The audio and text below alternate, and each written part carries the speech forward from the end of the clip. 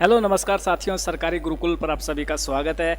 आज इस वीडियो के अंदर, इस क्लास के अंदर हम दिल्ली जीके का सुपड़ा साफ करने वाले हैं। मेरी कोशिश रहेगी मेरे भाई कि मैं पूरे रोमांस के साथ पूरे अच्छे मज़ेदार बातें कर करके आपको हर एक क्वेश्चन करवाऊं, जिससे आप बोर ना हो, आपको मज़ा आता रहे और आपको दिल्ली जीके अच्छे से समझ में आती रहे। मेरा एक ही टारगेट है, कैसे भी करके आपको दिल्ली जीके याद हो जाए और जो आपका पेपर है उसमें दिल्ली जीके का क्वेश्चन देखते ही आप इतनी खुशी में पागल हो जाओ कि इसका जवाब मेरे को आता है, दम से उसका उत्तर का सही करके आओ। ठीक है, तो शुरुआत करता हूं मैं आज के कुछ क्वेश्चनों की, और आपको वीडियो में पूरे तरीके से बने रहना है, अच्छे से क्लास को समझना है और पढ़ना है। ठीक है, तो भाई शुरुआत करते हैं हम यहाँ से। ये अपनी दूसरी क्लास है, पहली क्लास हमने कर ली थी। ठीक है, हाँ, पहली क्लास में हमारा जो पहला क्वेश्चन था वो गलत हो गया था बाई मिस्टेक मेरे भाई, उसके लिए तो मैं सॉरी बोलता हूँ, कोई बात नहीं है ना। अब ध्यान रखेंगे, आगे से भाई गलती हो जाती है, हम भी इंसान ही हैं। तो ये अपना क्वेश्चन है ना। कितना क्वेश्चन कर लिया था? हाँ, यहाँ तक कर लिए थे, लेकिन इस क्वेश्चन को फिर से रिपीट कर लेते हैं, कोई बात नहीं। अपने जो दिल्ली है, दिल्ली जी के पढ़ रहे हैं तो दिल्ली दिल्ली की बात होगी, ये तो कन्फर्म है भाई। हाँ, एक छोटी सी चीज़ पहले बता देता हूँ, क्योंकि काफ़ी लोग क्या होते हैं लास्ट तक जुड़ नहीं पाते हैं भाई। तो जो बंदे ये चाहें कि भाई देखो मैं पूरी क्लास नहीं ले सकता, मेरे पास इतना टाइम नहीं है कि रोज़ एक एक घंटा मैं दिल्ली जी के क्लास में ख़राब करूँ, ये चाहते हैं कि भाई ये जो मैटर है ये हमें उपलब्ध करवा दो, जिससे कि हम अपने हिसाब से, जैसे दोपहर में ऑफिस में रहें या फिर घर पे जैसे घर का काम करते रहें, खाना बनाते बनाते मोबाइल के सामने खोल लें और एक एक पेज पढ़ते रहें। जैसे लड़कियां होती हैं ना, घर का काम करते हुए, बच्चों के साथ खेलते हुए, शाम को पार्क में घूम रहे हैं तो मोबाइल को ऐसे घूमते घूमते ऐसे पढ़ते चले जाए। तो सबकी एक अलग सोच होती है। तो जिस बंदे को ये PDF चाहिए ना, जैसे ये इन क्वेश्चनों की जिसमें ये मैटर अवेलेबल है, तो ये PDF ले सकता है, कोई बड़ी बात नहीं है। ठीक है, हमारे नंबर मैं आपको दिखा देता हूँ, उस पर आपको व्हाट्सअप मैसेज करना है। थोड़ा सा टाइम लूँगा मेरे भाई, फिर कंटिन्यू क्लास चलेगी, फिर मैं कोई डिस्टर्बेंस आपको नहीं करूँगा, क्योंकि सबकी तरफ देखना पड़ता है ना, सबकी सोच अलग होती है। चलो, नंबर नहीं आ रहे तो मैं लिख देता हूँ, कोई बात नहीं। ठीक है, ये मैं नंबर लिख रहा हूँ आपको 6367552373। सबको ये नंबर दिख गए होंगे। इस नंबर पे आपको कॉल नहीं करना है, कॉल पता नहीं आपका अटेंड हो या ना अटेंड हो, व्हाट्सअप मैसेज आपका ज़रूर से सीन कर लिया जाएगा।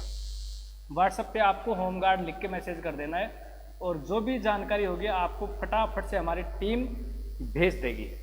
और जो ये नोट्स हैं, जो ये PDF है दिल्ली जीके की, ये भी आपको वहाँ पे मिल जाएगी। ठीक है, इसका थोड़ा सा चार्ज ज़रूर लगेगा, थोड़े से पैसे लगेंगे, तो वो आप डिपॉजिट वहाँ पे कर देना, आपको मिल जाएगी। वो सब जानकारी आप व्हाट्सएप पे ले लेना, इस क्लास के बीच में क्यों बसड़ करें। नहीं तो सबने नंबर का स्क्रीनशॉट ले लिया होगा, सबने लिख लिए होंगे नंबर, नहीं लिखे तो थोड़ा सा टाइम और देता हूँ, लिख लेना, या फिर वीडियो रोक के लिख लेना आप, ये सब आपका काम है।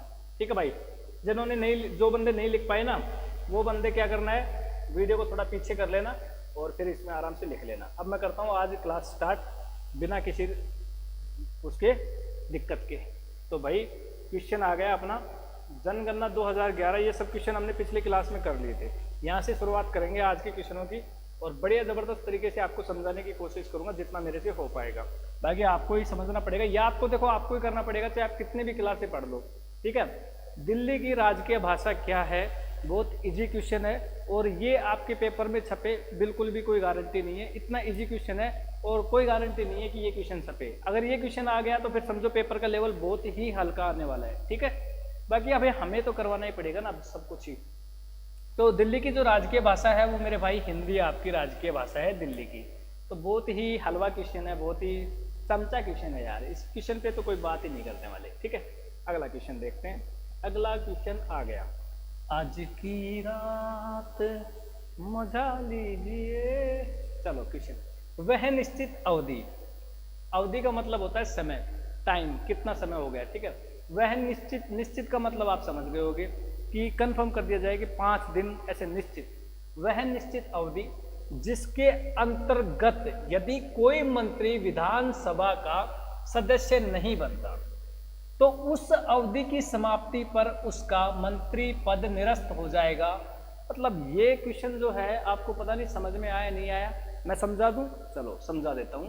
ये कह रहा है कि कोई भी एक ऐसा निश्चित समय, उस निश्चित समय के अंतर यदि कोई भी मंत्री विधानसभा का सदस्य नहीं बनता तो उसको कितने टाइम पर निरस्त कर दिया जाएगा, ये क्वेश्चन है। 4 ऑप्शन आपको दिख रहे होंगे, कोशिश आप मेरे साथ ये किया करो कि जैसे मान लो आपने पहले कभी पढ़ा है दिल्ली जीके, तो इसमें से आप सही करने की कोशिश करो, या फिर आप तुक्का लगाने की कोशिश किया करो। भाई पेपर में तुक्का भी तो लगाना पड़ सकता है कि हाँ कितने क्वेश्चन तुक्के से सही होते हैं, चेक किया करो।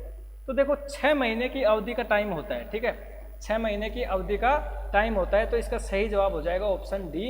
यानी अगर कोई भी मंत्री विधानसभा का सदस्य नहीं बनता है 6 महीने तक, तो उसका जो मंत्री पद है वो निरस्त कर दिया जाता है। ये क्वेश्चन बहुत ही चिकना क्वेश्चन था, बहुत ही अच्छा क्वेश्चन था, ठीक ठाक लेवल का हम समझ सकते हैं। बाकी मुझे नहीं लगता कि ये क्वेश्चन पेपर में छपेगा, बाकी छप जाए तो आपको ना गलत नहीं करके आना है, ठीक है। चाहे हल्का क्वेश्चन हो, चाहे हैवी क्वेश्चन हो, चाहे सस्ता क्वेश्चन हो, कैसा भी क्वेश्चन हो, हमारा काम है करवाना, भाई छूटना नहीं चाहिए। अब ये क्वेश्चन देखो, जनगणना 2011 के अनुसार दिल्ली में लिंग अनुपात कितना है। अब मैं एक चीज बता देता हूँ, एसएससी, दिल्ली पुलिस या जो भी बड़े एग्जाम होते हैं होमगार्ड के लेवल से बड़े एग्जाम, उन एग्जामों में जनसंख्या, ठीक है, लिख लो, चाहे ये बात लिख के ले लो, जनसंख्या, साक्षरता दर, लिंग अनुपात, यहां से पक्का 2 क्वेश्चन जरूर आता है, ठीक है, यहां से पक्का 2 क्वेश्चन आता है, चाहे कोई भी एग्जाम आप उठा के देख लेना। अब दिल्ली जीके अगर आपके एग्जाम में आ रही है तो 100% है साक्षरता दर, लिंग अनुपात या जनसंख्या से दिल्ली जीके में क्वेश्चन पेपर में बनेगा ही बनेगा। इस चीज में बिल्कुल लापरवाही मैं नहीं कर सकता, ये चीजें मैं आपको सीरियस होके बता रहा हूँ, ठीक है, अपने एक्सपीरियंस के आधार पर। तो अब यहाँ पे आपका जो क्वेश्चन है वो देखिए, 2011 की जनगणना के अनुसार बात कर रहा है कि दिल्ली में लिंग अनुपात कितना है। 4 ऑप्शन बड़े अच्छे आपके सामने हैं, 800, 817, 811 और 868। तो इसका सही जवाब हो जाएगा ऑप्शन डी, 868। 2011 के जनगणना अनुसार जो आपका लिंग अनुपात है वो है 868। समझ में आया कि नहीं आया? समझ में नहीं आया तो मुझे कुछ कहने की आवश्यकता नहीं है भाई, ठीक है। समझ में नहीं आ रहा तो फिर अपने बादाम खाना शुरू करो, दूध पीना शुरू करो, है ना, जिस काम से आपका दिमाग चलता है वो काम करना शुरू करो, पर आप करो कैसे भी, अपने दिमाग को एक्टिव करो भाई। चलो क्वेश्चन आ गया, वह संवैधानिक अनुच्छेद, देखो अनुच्छेद से भी क्वेश्चन पेपर में छपेगा ही छपेगा। मैं ये नहीं कहता कि ये क्वेश्चन छपे, जितने भी आर्टिकल हैं, जितने भी अनुच्छेद हैं, वहां से पक्का, चाहे लिख के ले लो ये बात कि 1 या 2 क्वेश्चन पक्का आपके क्वेश्चन में छपेंगे। अगर आप ये समझ रहे हो कि दिल्ली जीके में जैसे पक्षी कौन सा है, पशु कौन सा है, दिल्ली की राजकीय भाषा क्या है, ऐसे क्वेश्चन आएंगे तो दिमाग से ये सोच निकाल देना। ऐसे क्वेश्चन आए तो हर बंदा ही सही करके आ जाएगा, फिर तो कट ऑफ है भी जाएगी। हाँ ऐसे क्वेश्चन आएंगे पर बड़ी मुश्किल से कोई 1-2 क्वेश्चन आएगा, पर ऐसे जो क्वेश्चन है ये जो ये इस लेवल के क्वेश्चन है, यहाँ से बहुत ज़्यादा क्वेश्चन आने वाले हैं, ठीक है। जो मैं कह रहा हूँ वो आप समझने की कोशिश कर रहे होंगे, जो कि मैच्योर बंदे हैं ना, जिनको पता है कि हम क्या करने वाले हैं, हम किसकी तैयारी कर रहे हैं, उनको ये सब चीज़ें समझ में आ रही हैं ऑटोमेटिक, ठीक है, बताने की ज़रूरत नहीं है। अभी क्वेश्चन करते हैं, बहुत हो गई बकवास। वह संवैधानिक अनुच्छेद जिसके आधार पर राष्ट्रपति द्वारा राज्य में आपातकाल की घोषणा कर विधानसभा को भंग किया जा सकता है, उसकी अवधि एक बार में 6 माह से कम तथा 1 वर्ष से अधिक नहीं होगी। तो वो आर्टिकल कौन सा है? यानी मान लो राष्ट्रपति है, कौन है? राष्ट्रपति है। राष्ट्रपति को ऐसे लगे कि किसी भी विधानसभा में मान लो ऐसे गड़बड़ हो रही है, तो वो 6 महीने से 1 साल तक उस विधानसभा को भंग कर सकता है, रोक सकता है, उसमें अपने आधार पे कोई भी काम कर सकता है। तो वो कौन से अनुच्छेद के अंतर्गत करेगा? 4 अनुच्छेद आपके सामने आपको दिख रहे होंगे, तो मैं बताता हूँ इसका जो सही जवाब हो जाएगा ऑप्शन बी। अब आप तुक्के लगाने की भी तो कोशिश किया करो मेरे भाई कि इसमें कौन सा उत्तर सही हो सकता है। मान लो तुक्का किसी ने सी लगाया, गलत हो गया, क्या बात है, कोई बात नहीं, ऐसे थोड़ा एक्सपीरियंस बनेगा, ठीक है। तो अनुच्छेद 352 की धारा 1 के अकॉर्डिंग के अनुसार जो राष्ट्रपति है वो किसी भी विधानसभा को भंग कर सकता है 6 महीने से 1 साल के समय के लिए। कब कर सकता है? जब राष्ट्रपति को लगे कि इस विधानसभा में कोई भी आपातकालीन स्थिति बनी हुई है। ऐसे थोड़ी ना है कि मन चाहे तभी किसी भी विधानसभा को उठा के ले भाई इसको भंग कर दे, मैं राष्ट्रपति हूँ, मेरी ही चलेगी, ऐसे नहीं होता है ना। अब जो अनुच्छेद 352 है वो भारतीय संविधान 1950 के अंतर्गत बात करें तो इसमें लिखा गया है, जो भी मतलब क्वेश्चन है उसके बारे में थोड़ी सी एक्सप्लेन जानकारी इसमें लिखी गई है। यदि राष्ट्रपति का यह समाधान हो जाए कि कोई भी गंभीर आपात विद्यमान हो जिससे भारत या उसके राज्य क्षेत्र में किसी भाग की सुरक्षा, युद्ध, बहा, आक्रमण, आंतरिक आपत्ति खतरे में तो वो ऐसा कुछ कर सकता है। ठीक है, ये जानकारी इतनी कोई काम की नहीं है। ये जो जानकारी है वो ऑलरेडी आपको क्वेश्चन के अंदर मिल चुकी है कि राष्ट्रपति कब भंग कर सकता है, मैं बता चुका हूँ। जब कोई ऐसी आपातकालीन स्थिति बन जाए, युद्ध हो जाए, कहीं बड़ा मतलब कोई विस्फोट हो जाए, तो इस यानी वो विधानसभा खतरे में हो तो कर सकता है। ऐसे नहीं कि मन चाहे तभी उठा के मुंह आ गया और ले भाई मैं राष्ट्रपति हूँ और मेरा काम होना चाहिए, है ना। चलो अब ये क्वेश्चन देखो, क्या है क्वेश्चन, दिल्ली की लंबाई। देखो दिल्ली की लंबाई, ये क्वेश्चन इंपॉर्टेंट है। भौगोलिक स्थिति यानी भूगोल से, दिल्ली का जो भूगोल है वहां से ये क्वेश्चन बना है और इंपॉर्टेंट क्वेश्चन है, इसको हल्के में मत लेना। ठीक है, दिल्ली की लंबाई पूछा है और इस क्वेश्चन में मैं आपको चौड़ाई भी बताऊंगा। देखो चौड़ाई के लिए वाला क्वेश्चन क्या ही बनाना है यार मेरे भाई, ऐसे तो पीडीएफ बहुत लंबी हो जाएगी। इसी क्वेश्चन में मैंने ऐड कर दिया, सब नीचे आपको मिलेगा। दिल्ली की लंबाई पूर्व से पश्चिम की ओर कितनी है। अब आप ये कहोगे उत्तर से दक्षिण की ओर बताओ, तो वो सब चीजें आपको यहाँ पे मिल जाएगी। तो पूर्व से पश्चिम की ओर में आपको 4 ऑप्शन दिख रहे हैं। चलो कोशिश करो तुक्का लगाने की, देखते हैं कितने लोगों का तुक्का सही लगता है। अपने मन में रखना कि आपने क्या जवाब दिया था। ठीक है, तो इसका जो सही जवाब हो जाएगा ऑप्शन ए, 51.90 किलोमीटर। तो पूर्व से पश्चिम की ओर तो पता लग गया ना दिल्ली की लंबाई कितनी है, 51.90 किलोमीटर है भाई। ठीक है, अब यहाँ पे इस क्वेश्चन से रिलेटेड और बात करेंगे, बहुत ही अच्छी बातें हैं। दिल्ली जो है वो आपको पता है उत्तर प्रदेश और हरियाणा राज्य से घिरा हुआ है। ठीक है, और यहाँ पे बात करें तो दिल्ली का क्षेत्रफल है वो 1483 वर्ग किलोमीटर है। इतना सभी को पता है, ये क्वेश्चन मैं पहले भी करवा चुका हूँ। लेकिन इसकी जो अधिकतम लंबाई है वो 51.90 किलोमीटर है और चौड़ाई मैं यहाँ पे आपको बता रहा हूँ, चौड़ाई कितनी है, 48.48 किलोमीटर। समझ में आया। अब लंबाई हो गया ऐसे पूर्व से पश्चिम, अब चौड़ाई किधर से हो जाएगी, उत्तर से दक्षिण। ठीक है, तो चौड़ाई उत्तर से दक्षिण की बात करें तो कितनी है, 48.48 किलोमीटर। और पूर्व से पश्चिम की बात करें तो पूर्व से पश्चिम की बात करें तो यहाँ पे 51.90 किलोमीटर। समझ में आ गया, ठीक है, समझ में आ गया तो ठीक है, नहीं आया तो दोबारा से पीछे करके समझने की कोशिश करो। ये दिल्ली जी के भूगोल से फिर एक क्वेश्चन आ गया, दिल्ली की भौगोलिक स्थिति, शायद इस क्वेश्चन में आपसे पूछेगा दिल्ली की भौगोलिक स्थिति क्या है। दिल्ली की भौगोलिक स्थिति, यहाँ पे 4 आपको ऑप्शन है और मैं कह रहा हूँ मेरे भाई ये जो मैं क्वेश्चन करवा रहा हूँ शायद ही कोई चैनल पर कोई मास्टर आपको ये क्वेश्चन करवाए। भाई कोई महान विद्वान मास्टर होगा जिसको सही नॉलेज है, सही जानकारी है, वो तो करवाएगा। बाकी कि हर किसी की मैं गारंटी नहीं ले सकता। ठीक है, और ये ही क्वेश्चन पेपर में बनते हैं मेरे भाई, ऐसे ही क्वेश्चन पेपर में छपते हैं। अगर आप, मैं पहले बता चुका हूँ, हल्के में लेके चले गए पेपर को तो फिर फंस जाओगे। ठीक है, ऐसे क्वेश्चन अच्छे से तैयार करके जाना, हो सकता है यही क्वेश्चन पेपर में छप जाए। ठीक है, हाँ, तो दिल्ली की भौगोलिक स्थिति आपको पता होना चाहिए। 4 ऑप्शन आपके सामने है, तो इसका सही जवाब हो जाएगा उत्तर बी। उत्तर बी यानी ऑप्शन बी। उत्तर में तो जो आपकी भौगोलिक स्थिति है वो 28 डिग्री से 24 डिग्री से, ठीक है, 28 डिग्री से 24 डिग्री और 28 डिग्री से 50 डिग्री, यानी पूर्व से पश्चिम, उत्तर से दक्षिण। ठीक है, और पूर्व में जो है आपकी 76 से 50 डिग्री और 77 से 20 डिग्री। समझ गए, ये भौगोलिक स्थिति है। यानी ऊपर से जब हम सैटेलाइट से दिल्ली को देखते हैं तो इस तरीके से ये कुछ दिखाई देता है। इस क्वेश्चन में ज़्यादा अंदर तक घुसने की जरूरत नहीं है, केवल इतना याद रखना है कि भौगोलिक स्थिति आपकी क्या है। और इसको याद करने का जो ट्रिक है वो है मेरे भाई 28 और 28। ठीक है, 76 और 77, ये ध्यान रखना। 28, 28 और 76, 77 ऐसे मिले तो वो ही ऑप्शन इसका सही होगा।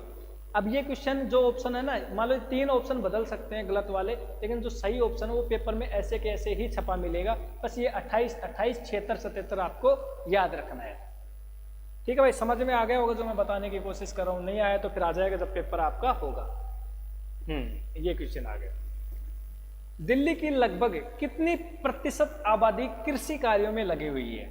यानी 100, हर चीज अपने आप में 100% होती है, ऐसे दिल्ली की आबादी भी 100% है, लेकिन कितनी % आबादी कृषि कार्य यानी खेती का काम करती है।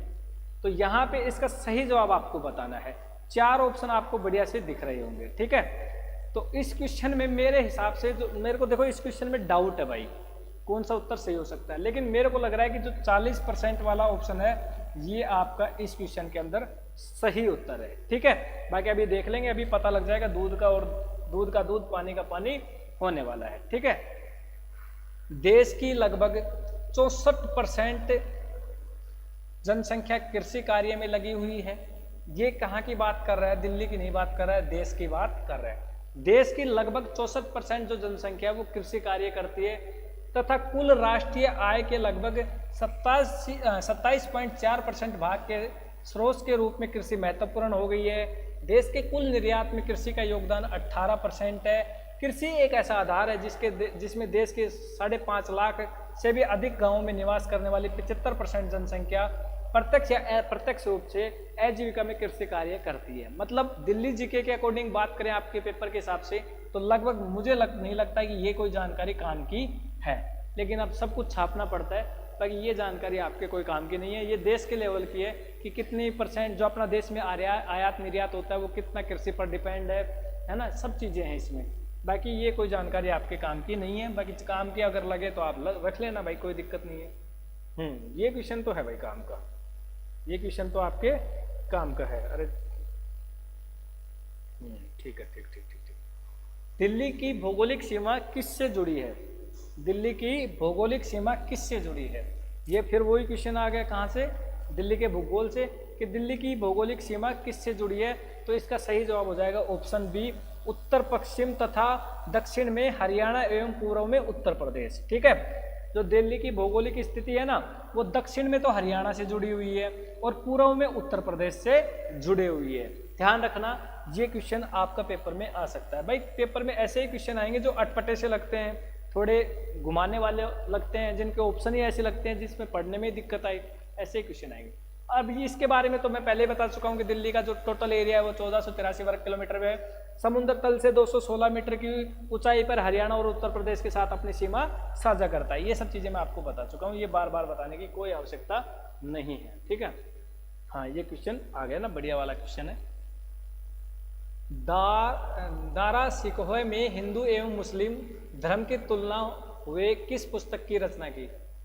अब देखो ये एक ऐसा क्वेश्चन है कि हिंदू और मुस्लिम में जो कंपैरिजन हुआ था, जो तुलना हुई थी धर्म के आधार पर, उसमें दारा सिकोह में एक पुस्तक लिखी गई। उस पुस्तक का नाम पूछा है या उस पुस्तक की रचना क्या है? तो इसका सही जवाब हो जाएगा ऑप्शन ए, मजमा ए बहराइन। अब देखो मैं जब पहली बार ये क्वेश्चन पढ़ रहा था, जब मैंने तैयार किया तो मेरे को भी यार थोड़ा सा दिक्कत का सामना करना पड़ा और अभी तक दिक्कत का सामना करना पड़ रहा है। ये अटपटे से क्वेश्चन है, इनको पढ़ने में दिक्कत आती है ना, तो करने में तो कितनी दिक्कत आएगी। तो अभी भी मेरे को ये आज भी ऐसे ऊटपटांग से क्वेश्चन लगते हैं, पर मैं कोशिश करता हूँ इनको समझने की और समझकर जितना हो सकता है समझकर आप तक पेश करने की। ठीक है, तो इसका सही जवाब है मजमा ए बहराइन। अब क्वेश्चन ऐसे भी आ सकता है, उल्टा भी घुमाया जा सकता है कि मजमा ए बहराइन जो पुस्तक है उसमें किसकी तुलना की गई है? तो मुस्लिम और हिंदू धर्म की तुलना की गई है। ठीक है भाई, चलो अगला क्वेश्चन, इसका सही बताया ना? हाँ सही है। दिल्ली में स्थित जो लाल किला है उससे रिलेटेड क्वेश्चन आया है।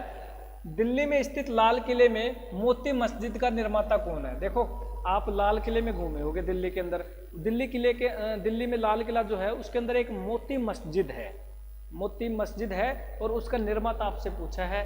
4 ऑप्शन आपके सामने हैं, तो इसका जो सही जवाब है ना औरंगजेब हो जाएगा मेरे भाई। ठीक है, ऑप्शन सी औरंगजेब। तो औरंगजेब ने क्या किया था, लाल किले के अंदर जो मोती मस्जिद है ना वो बनवाई थी। क्या बनवाई थी? मोती मस्जिद बनवाई थी। और अब पूछ ले भाई लाल किले के अंदर कौन सी मस्जिद है, ऐसे क्वेश्चन पूछ ले, लाल किले के अंदर कौन सी मस्जिद है, बताओ क्या बताओगे? तो सबको पता है मोती मस्जिद है। जब भी क्वेश्चन पढ़ो तो क्वेश्चन में ये सब चीजें देख लिया करो कि इसमें भी कोई क्वेश्चन बन रहा है या नहीं बन रहा है। ठीक है, तो औरंगजेब ने क्या किया भाई? औरंगजेब ने क्या किया था? औरंगजेब ने मोती मस्जिद बनवाई थी। हाँ, ऑप्शन सी सही जवाब हमने बताया है। लगभग सारे क्वेश्चन याद से हो गए हैं। अच्छा, सिरी स्थित अलाउद्दीन के खूबसूरत महल का क्या नाम है? वाह वाह वाह वाह वाह, क्या ही क्वेश्चन है भाई, जबरदस्त क्वेश्चन है, मजेदार क्वेश्चन है। सिरी स्थित अलाउद्दीन के खूबसूरत महल का क्या नाम है? बताओ। सिरी के पास में अलाउद्दीन का महल है, उसका नाम आपसे पूछा है। 4 ऑप्शन आपके सामने हैं कि दरवाजे हिंद नाम है, महल सौगात नाम है, लाल महल है या कसरे हजर सतन नाम है। तो ऑप्शन ए इसका सही जवाब हो जाएगा। जो अलाउद्दीन के महल का नाम है वो है कसरे हजर सतन।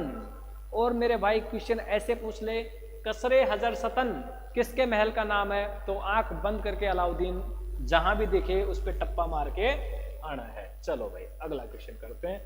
ऑप्शन ए हमने सही बताया। ठीक है, चोर मीनार, चार मीनार होनी चाहिए दोस्तों ये, पर चोर मीनार लिख दिया। चोर मीनार का निर्माण किसने करवाया था? जो चार मीनार या चोर मीनार जो भी है उसका निर्माण किसने करवाया था? फिर चार ऑप्शन आपके सामने हैं। फिरोज तुगलक ने करवाया था, या गयासुद्दीन तुगलक ने करवाया था, जलालुद्दीन खिलजी ने करवाया था, या अलाउद्दीन खिलजी ने करवाया था? तो जो आपका चार मीनार चोर मीनार जो भी है इसका निर्माण अलाउद्दीन खिलजी ने करवाया था।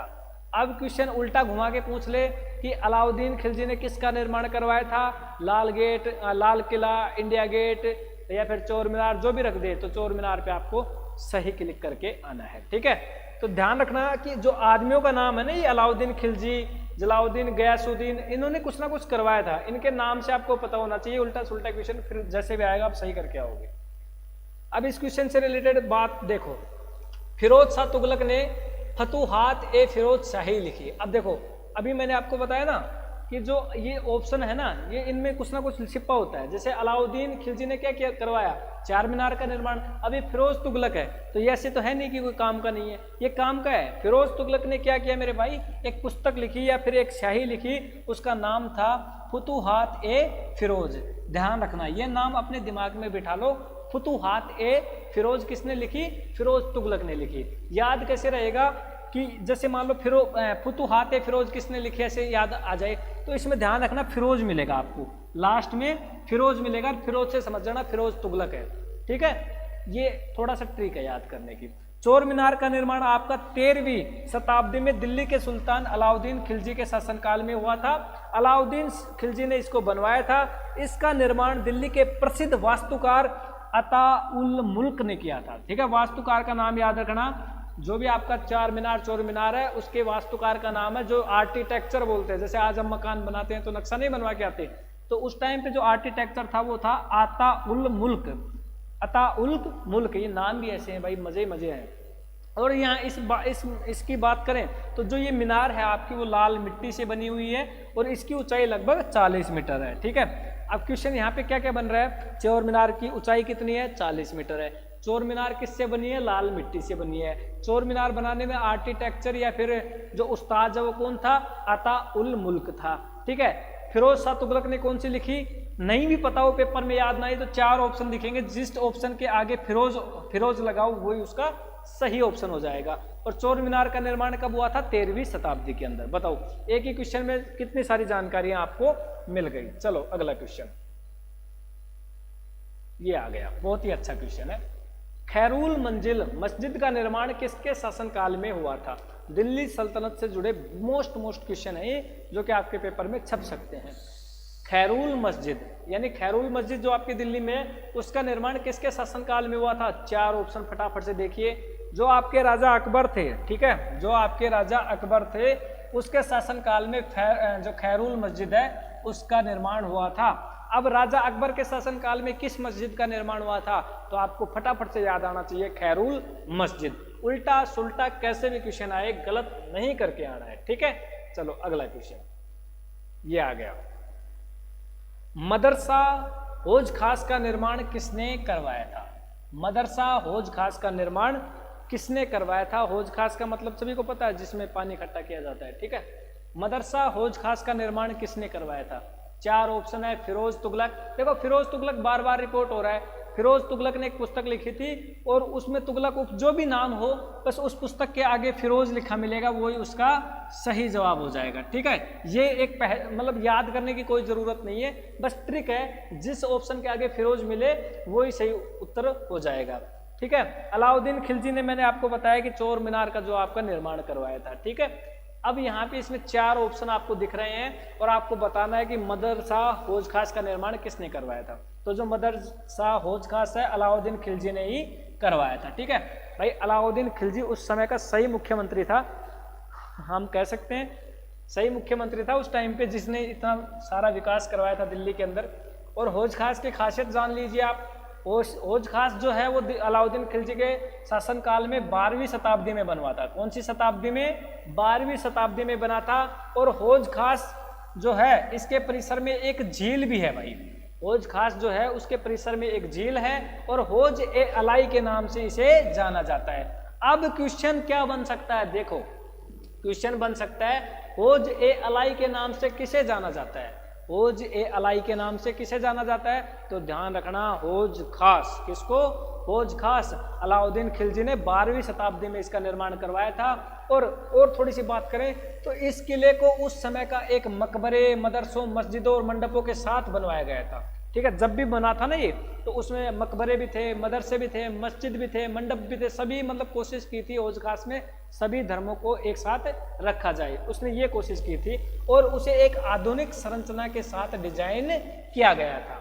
तो जो अलाउद्दीन खिलजी है ना, बहुत ही बढ़िया आदमी था, मतलब इसका विश्वास आर्किटेक्चरों पे ज़्यादा होता था, जो हम कह सकते हैं वास्तुकार, जो डिजाइन वगैरह का निर्माण करते हैं, इसने जो भी चीज़ बनवाई वो आधुनिक डिजाइन में बनवाई थी, एक अच्छी डिजाइन में बनवाई थी। ठीक है, चलिए भाई आगे बात करते हैं अगले क्वेश्चन की। मजा आ रहा है तो भाई लाइक कर देना, और मजा तो पढ़ाई में मजा किसी को नहीं आता, मेरे को लगता है सबको बोर ही लगता है, पर क्या करें, मजबूरी हो गई।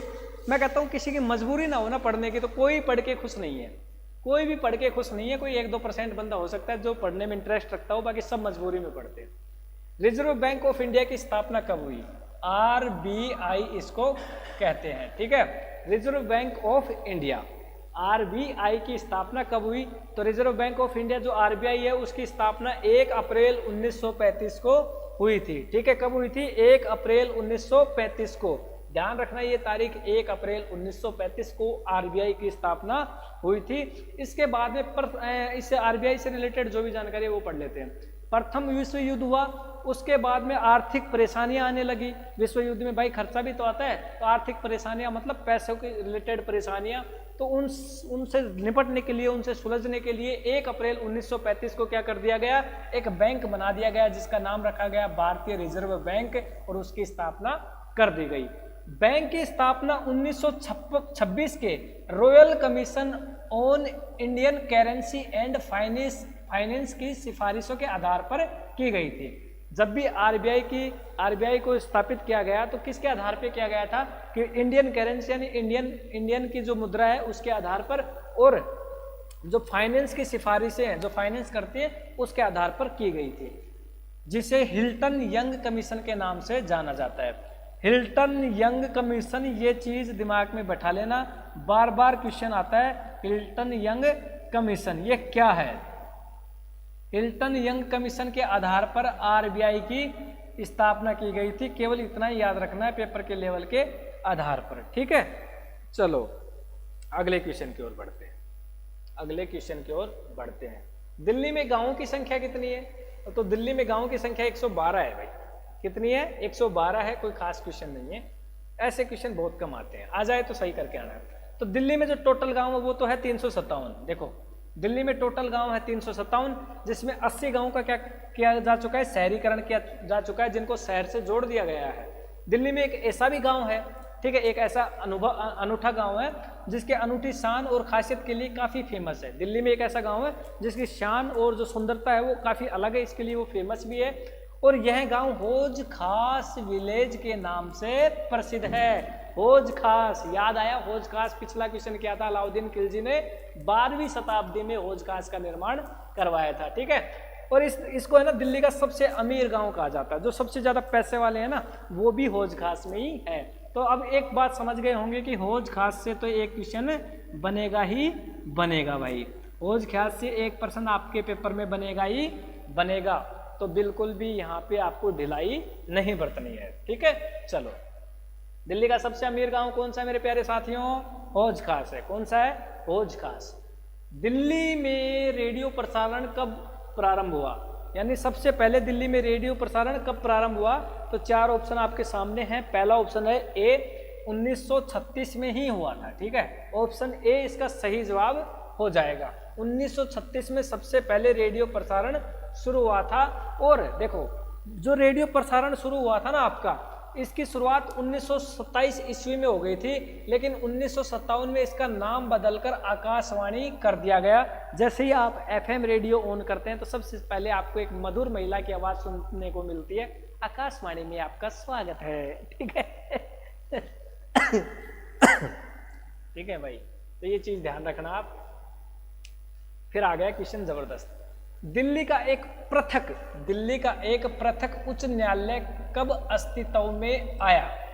दिल्ली का एक पृथक उच्च न्यायालय है जो अस्तित्व मतलब कब लगा लोगों को कि ये भी कोई चीज है, तो 1966 के अंदर। कौन सा इसका सही जवाब हो जाएगा? 1966 के अंदर दिल्ली का जो पृथक न्यायालय है वो अस्तित्व में आया। ठीक है, अब इस पृथक न्यायालय के बारे में थोड़ी सी जानकारी ले लो, अगर मान लो उल्टा सुल्टा क्वेश्चन घुमा के आ जाए तो आपको दिक्कत का सामना ना करना पड़े। जो ये पृथक न्यायालय है, उच्च न्यायालय, इसकी स्थापना 31 अक्टूबर 1966 को हुई थी। तारीख आपको हर एक चीज की याद रखनी है मेरे भाई, तारीख के नाम पर कोई ना कोई क्वेश्चन जरूर आएगा और आपको फंसाएगा।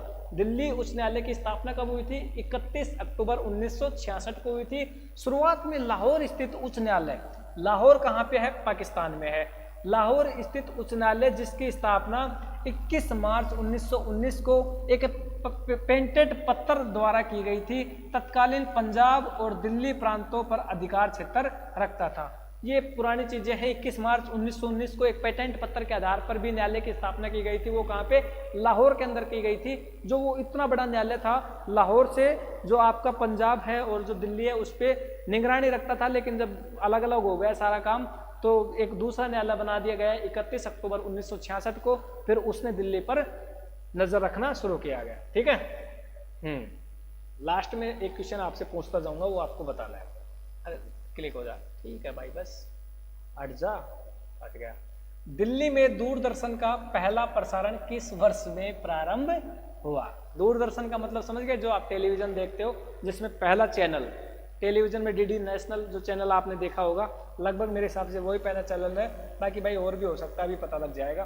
तो दिल्ली में जो पहला दूरदर्शन है ना मेरे भाई, 1959 में पहली बार दिखाया गया था टीवी पे। 1959 में पहला दूरदर्शन। और दूरदर्शन की जो शुरुआत है वो अत्यंत विनीत तरीके से हो गई थी। एक परीक्षण के दौरान दिल्ली में 1959 में हुई जो आपका दूरदर्शन है उसकी शुरुआत, और 1965 में ऑल इंडिया रेडियो के एक अंग के रूप में इसकी हुई थी। 1965 में ऑल इंडिया अंग के रूप में इसकी शुरुआत हुई थी, ये आपको इसमें बताया गया है। ठीक है, और 1959 में इसकी हल्की सी शुरुआत की गई थी। लेकिन अब इस क्वेश्चन के बारे में देखो, किस संविधान संशोधन के फलस्वरूप दिल्ली में विधानसभा का गठन हुआ?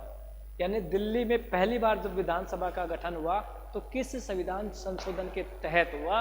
ये 4 आपको संविधान संशोधन दिख रहे हैं। तो ऑप्शन बी 69वें संविधान संशोधन के तहत, 69वें संविधान संशोधन के तहत दिल्ली में पहली बार विधानसभा का गठन हुआ। दिल्ली को विधायिका सहित संघ राज्य क्षेत्र बनाने के लिए 69वां संविधान संशोधन अनुच्छेद 239AA पारित किया गया। ठीक है, अनुच्छेद 239AA पारित किया गया कब? जब दिल्ली में पहली बार विधानसभा का गठन किया गया और 69वें संविधान संशोधन के तहत किया गया था। ठीक है, चलो क्वेश्चन सारे मोस्ट इंपोर्टेंट है। मुझे तो लग रहा है कि यहाँ से एक पेपर में जरूर देखने को मिलेगा। दिल्ली में राज्यसभा सदस्यों की संख्या कितनी है? राज्यसभा सदस्यों की संख्या है ऑप्शन 3, ठीक है, ऑप्शन डी 3। और राज्यसभा सदस्यों की अधिकतम संख्या 250 होती है, जिसमें 238 सदस्य निर्वाचित और 12 सदस्य भारत के राष्ट्रपति द्वारा चुने जाते हैं या नामांकित किए जाते हैं, निर्देशित किए जाते हैं। तो ये चीज ध्यान रखना, जो अधिकतम संख्या है वो 250 होती है, जिसमें 238 सदस्य तो निर्वाचित किए जाते हैं और 12 सदस्य ऐसे होते हैं जिनको राष्ट्रपति चुनता है। यहाँ से पक्का एक क्वेश्चन मिलेगा, क्योंकि यहाँ से एक क्वेश्चन तो जो बड़े एग्जाम होते हैं CGL, CHSL, MTS वगैरह, GD पुलिस वगैरह, उसमें आ जाता है, तो इसमें भी आ सकता है। ठीक है। दिल्ली में विधानसभा सदस्यों की संख्या कितनी है? तो विधानसभा सदस्यों की संख्या पूछे तो 70 है। कितनी है? 70 है। और दिल्ली की विधानसभा जो राष्ट्रीय राजधानी क्षेत्र दिल्ली है उसमें एक सदनी विधायी निकाय है। एक विधानसभा में कुल 70 विधायक सदस्य हैं। ठीक है, चलो आगे बात करते हैं। अब जनसंख्या से रिलेटेड क्वेश्चन आया है और मोस्ट इंपोर्टेंट क्वेश्चन है। जनगणना 2011 के आधार पर जनसंख्या की दृष्टि से राज्यों एवं केंद्र शासित प्रदेशों में दिल्ली का स्थान कौन सा है? दिल्ली का स्थान कौन सा है? तो दिल्ली का स्थान 19वां है, ऑप्शन सी इसका सही जवाब हो जाएगा। और बात करें 2011 की जनगणना के अनुसार तो बिहार भारत में सबसे ज्यादा आबादी वाला राज्य है। 2011 की जनगणना के अनुसार बिहार में सबसे ज्यादा जनसंख्या है, जबकि दिल्ली में जो दिल्ली है वो सबसे ज्यादा आबादी वाला केंद्र शासित प्रदेश है। ठीक है, और 2011 में जो दिल्ली की जनसंख्या है वो है 1,67,00,000। तो 2011 की जनगणना के अनुसार दिल्ली की जनसंख्या पूछे तो बताना 1,67,00,000। ठीक है भाई, चलो आगे बात करते हैं अगले क्वेश्चन में। आप किसी भी मास्टर का वीडियो देखना, कहीं से भी पढ़ना, सब मास्टर यही क्वेश्चन पढ़वाएंगे, बस डायरेक्ट ऑप्शन बताएंगे, लेकिन ये जो जानकारी है नीचे जुड़ी हुई ये सबसे ज्यादा काम की है। ठीक है, दिल्ली के प्रथम उप राज्यपाल तत्कालीन मुख्य आयुक्त कौन था? तो इसका सही जवाब हो जाएगा शंकर प्रसाद। और मेरे हिसाब से आज की क्लास का मैं ये लास्ट ही क्वेश्चन रखूंगा क्योंकि गला सूखने लग गया है। ठीक है, और एक बार में दिल्ली जी के कंप्लीट नहीं हो पाएगी। तो दिल्ली के प्रथम उपराज्यपाल थे, वो दिल्ली के पहले उपराज्यपाल आदित्यनाथ थे, आदित्यनाथ झा थे। ठीक है, आदित्यनाथ झा थे जो भारतीय सिविल सेवा में IAS थे। ठीक है, एक प्रतिष्ठित सदस्य थे। तो आप कह सकते हो कि जो दिल्ली के पहले उपराज्यपाल वो क्या थे? IAS भी थे। और फर्स्ट गवर्नर की बात करें तो 1828 में भारत के गवर्नर जनरल के रूप में जो नामित होने वाले सदस्य थे वो लॉर्ड विलियमसन बेटिक थे। उन्होंने 1828 से 1835 तक भारत के गवर्नर जनरल के रूप में काम किया गया। तो देखो, भारत के प्रथम गवर्नर जनरल कौन थे? Lord Williamson बेटिक। 1828 में इन्होंने ज्वाइन किया और 1835 तक इन्होंने काम किया। और जो उपराज्यपाल थे वो आपके IAS थे। उपराज्यपाल का नाम आदित्यनाथ झा था। अगला क्वेश्चन अगर इंपोर्टेंट आया तो मैं करवा के जाऊंगा, नहीं तो छोड़ दूंगा। ठीक है, दिल्ली की प्रथम महिला मुख्यमंत्री होने का श्रेय किसे दिया जाता है? तो ये ऑप्शन सुषमा स्वराज, ये 52 दिन के लिए थी। कितने दिन के लिए थी? 52 दिन के लिए थी। ठीक है, और इसमें लिखा भी गया होगा, नहीं लिखा गया तो मैंने आपको बता दिया, 52 दिनों के लिए थी। और भाई इस क्वेश्चन से रिलेटेड बात करें तो सबसे लंबे समय सेवा तक रहने वाली मुख्यमंत्री कांग्रेस शीला दीक्षित थी। शीला दीक्षित क्या थी? सबसे लंबे समय तक ये रही थी मुख्यमंत्री। और कांग्रेस से बिलोंग करती है भाई, कांग्रेस पार्टी से। ठीक है, और पहली 1998 में सुषमा स्वराज थी जो कि 52 दिनों के लिए ही थी और ये पहली बार बनी थी। तो इन्होंने एक इतिहास भी रच दिया था कि महिला मुख्यमंत्री। ठीक है, बस आज की क्लास में इतने ही क्वेश्चन करेंगे। थोड़े से क्वेश्चन देखो, पहली क्लास में हमने खूब सारे क्वेश्चन कर लिए, इस क्लास में भी लगभग 10-15 क्वेश्चन तो कर ही लिए होंगे। अब बच गए इसमें 10-15 क्वेश्चन, वो अगर टाइम मिला पेपर से पहले तो उड़ा देंगे, नहीं तो ये PDF आप ले लो मेरे भाई। 63675523 जो ये नंबर दिखाई दे रहे हैं ना हमारे, इस नंबर पे व्हाट्सअप मैसेज करके ले लो। नहीं दिखाई दे रहा तो मैं लिख देता हूँ 6367552373। ठीक है, ये PDF ले लो, अपने घर बैठे आराम से पढ़ोगे। देखो, क्लासें देखोगे आपको याद नहीं होगा, क्लासें देखोगे थोड़ा थोड़ा ध्यान में रहेगा, लेकिन इसका रिवीजन करना भी तो जरूरी है। रिवीजन तो जब ये PDF ये मैटर आपके पास होगा तभी तो आप कर पाओगे। तो ये PDF इस नंबर पे व्हाट्सअप मैसेज करके ले लेना, होम गार्ड लिख देना मैसेज में, आपको मिल जाएगी। ठीक है, तो आज की क्लास यहीं खत्म करते हैं, फिर मिलेंगे एक अच्छे अपडेट के साथ। तब तक के लिए जय हिंद, जय भारत।